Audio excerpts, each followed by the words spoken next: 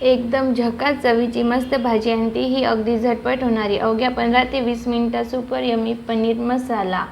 कधी कधी अचानक पाहुणे घरी येतात, अगदी जवळचेच असतील तर त्यांना जेवणापर्यंत थांबण्याचा आग्रह केलाच जातो. आता अशा वेळी पाहुण्यांसाठी काहीतरी दमदार बेत व्हायलाच हवा ना. अशा वेळी ही भाजी अगदी परफेक्ट आहे. कधी कधी आपल्याला रविवारचा स्वयंपाकचा कंटाळाही येतो. इथे आपण कांदे, टमाटे, लसूण, अद्रक, वटाणे आणि हे पनीर घेतले. आता या पनीरला आपण शॅलो फ्राय करून घेऊयात. इथे मी लोखंडाचा तवा घेतलेला आहे. याच्यावर आता आपण पनीर व्यवस्थित शॅलो फ्राय करून घेणार आहोत. थोडंसं वरतून मी तेल पण टाकलं आहे यामध्ये, कारण की ते व्यवस्थित फ्राय होईल. याला आता मी खालीवर करून फ्राय करून मी अमूलचं पनीर आणलं होतं.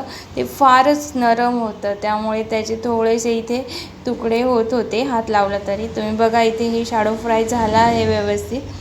आता आपण कांदा, टमाटर आणि लसूण अद्रक घेतलं आहे मी ते कट करून.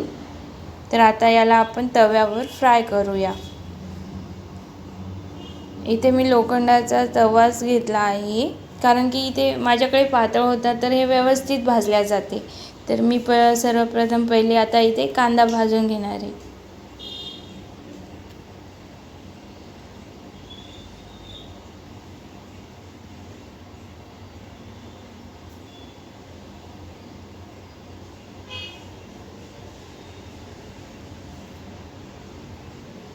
मी इथे चिरलेला कांदा, टोमॅटो, काजू आणि मगजच्या बिया याची चांगली पेस्ट करायची आहे. तर मी सर्वप्रथम इथे पहिले कांदा भाजायला टाकला आहे.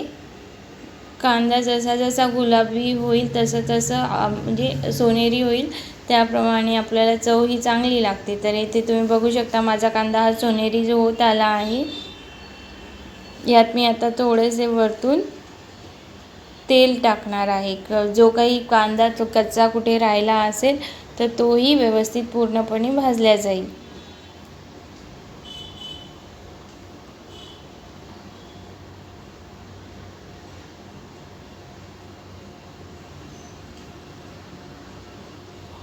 आता मी यामध्येच थोडेसे काजू आणि मगजच्या बिया पण टाकून घेणार आहे आणि हळू गॅसवर कांद्यासोबत तेही मी भाजून घेणार आहे. इथे फ्राय करून घेणार आहे.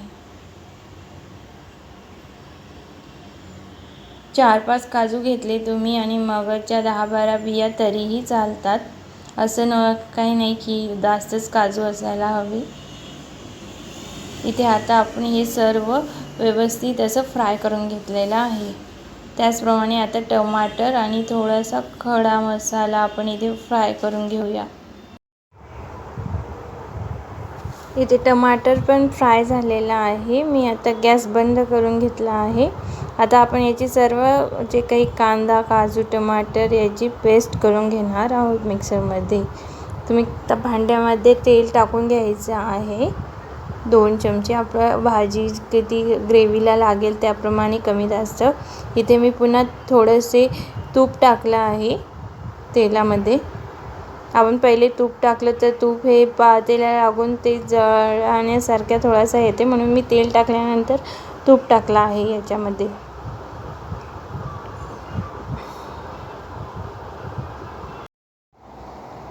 आता हे तेल आणि तूप व्यवस्थित गरम झालेलं आहे. आता 1 चमचा जिरं टाकणार आहोत आपण यामध्ये.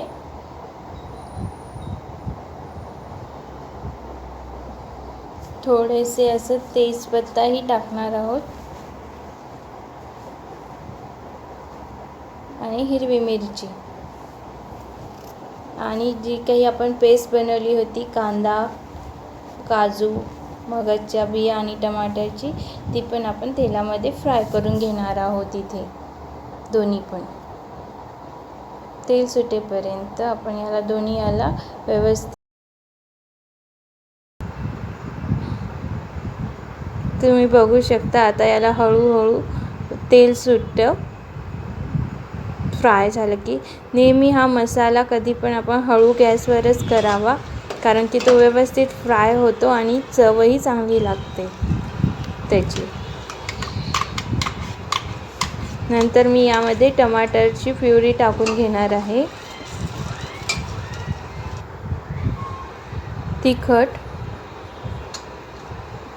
2 चमचे,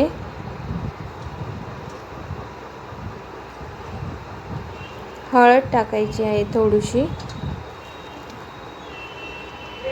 धना पावडर आणि मिक्स करून घ्यायचे. मीठ तुम्ही अगोदरही टाकू शकता किंवा नंतर शेवटी पण टाकू शकता मीठ. इथे मी थोडेसे दूध घेतले आहे मलाई आणि ती टाकली आहे याच्यामध्ये.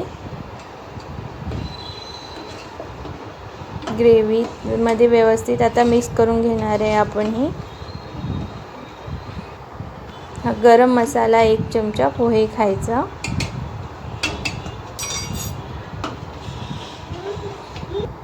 त्यानंतर हिरवे वाटाणे टाकायचे आहे.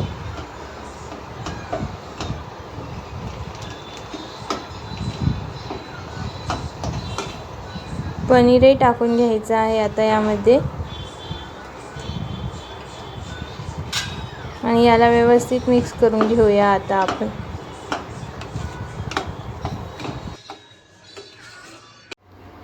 इथे आपला पनीर मसाला हा तयार आहे.